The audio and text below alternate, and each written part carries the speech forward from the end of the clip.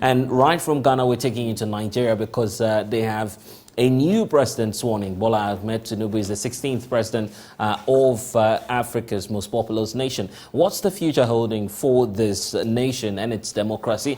We'll talk about it, plus tell you about my guests who are joining us on Zoom already as we delve into the details of our discussion. Just stay with us briefly. We'll return and zoom into Nigeria. Please stay. Of his inaugural speech there, but I want to bring in James Ugochukwu. He's the co-convener, Nigerian Civil Society Situation Room. They monitored the presidential election process. Now we're in the post-era. James, welcome to the polls. Starting off, first of all, by that instructive comment by Bola Tinubu, indicating that the election actually reflects the will of the people. It's almost as though he's confident that this court case is going nowhere. Kindly unmute for me so I can hear the point you're making, James. James, kindly unmute for me so I can get the point you're making. You can hear me now? Loud and clear, sir. Okay, good. Thank you for having me from this side. And yes, we listened to the president's speech. And of course, if you watch Nigerian political space from 1999 to date, you see that after the election, the next thing is the opposition going to the court. And of course, why opposition go to the court is the perception that the election was not conducted the way it should be. So of course, as the president that has been sworn in today, yes, from his own perspective, of course, the election was free and fair. And from the perspective of the opposition, it wasn't free and fair. So it's left for the court to determine his fate when the tribunal proceeds up to the Supreme Court level. But for now, he's the president that has been sworn in, and of course, the will of governors must move forward in Nigeria, and every Nigerian should do all their best to make sure that they put the country first, to keep the country moving, pending the determination of the ruling of the Supreme Court. And you were in that strong room when, of course, or the coalition center, when the opposition political parties were raising challenges about the process itself that led to the declaration of Bola Tinubu as the winner. Looking at how fast the process has moved, now he's been sworn in. The expectation is to get the buy-in from all of these political parties. Do you see that happening? Because that will be crucial to a smooth running of the federal state of Nigeria. Well, the buy-in from the opposition now is a function of how he handles his new cabinet.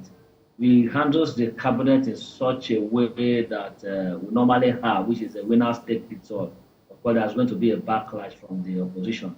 But if he opens a government of national unity where everybody is carried along, everybody is given a substantial role to play in this particular new government, of course, that will be reduced. What Nigeria yearns for is a good governance, good governance and a democracy that deliver the dividends to everybody.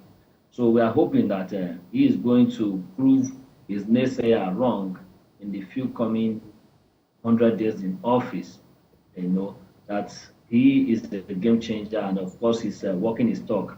During his inauguration, he made a lot of promises, and we hope that this is something that is going to fulfill, and as he carries on the mantle of leadership starting from today.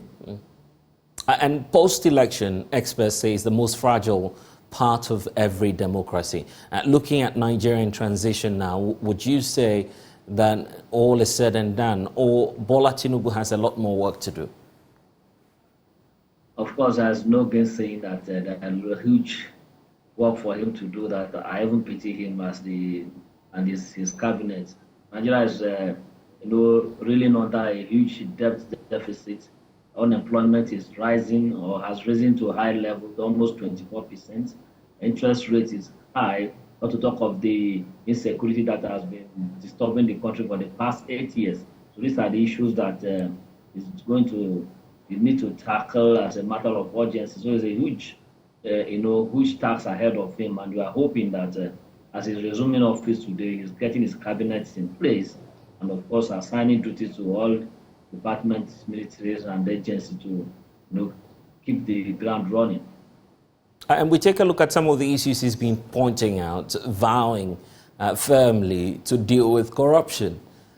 it's almost like a never-ending problem in Nigeria. For a president to promise that will be a difficult task.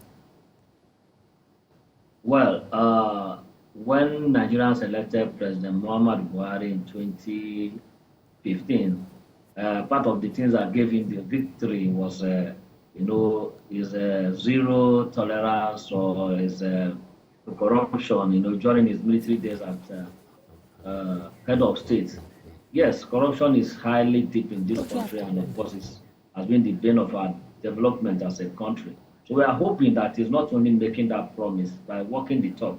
What do we mean by walking the talk? Giving the anti-graft agency all the powers that they need to deal with corrupt government officials, no matter how highly placed. These are the things we need from any government that is in power now. Corruption is dealing with Nigerians seriously, and it's something that the government needs to give the anti-graft agency all the backings and all the powers they need to prosecute anti-corruption, corruption issues or cases to its logical conclusion. For instance, the past administration performed woefully when it comes to anti-corruption fight. There's so much to reduce the anti-corruption agency to the point that the only thing they are pursuing are cyber criminals, while the main politicians are going scot-free. So we are hoping to see a change in this perspective in this new administration. So in terms of the democracy itself and the possible ripple effect on the West Africa region, what would you say that is? Okay, I think what we have been able to get done as Nigerians is that despite all the tensions preceding the election and despite all the manner we conducted the election, we still emerged as a democracy, even though we are not a green democracy by international standard. And this we are not under military coup, and of course we are not under military regime, and of course our military and security organs have already said that they will never be part of the political process. So it's a takeaway from us, and of course it's something that we are hoping that this new administration will extend this influence to other parts of West African region. Of course, he said that in his foreign policy that his major concern is to consolidate peace in most of the West African sub-region in that order. Before we now talk of the African Union, of course, he has said that he's going to work with ECOWAS to ensure that peace has been restored to different parts of West Africa, including those states that are under military regime and all that. So we are hoping that with this, and of course, being the big brother of the rest of Africa, is going to push forward for a lot of reforms in the region. And the case before the courts, the tribunal, will be proceeding right after, of course, the inauguration. What do you look forward to as part of the process and the expectation from the opposition parties? Well, with respect to the case, what we are looking forward to is having the judiciary to be as independent as possible.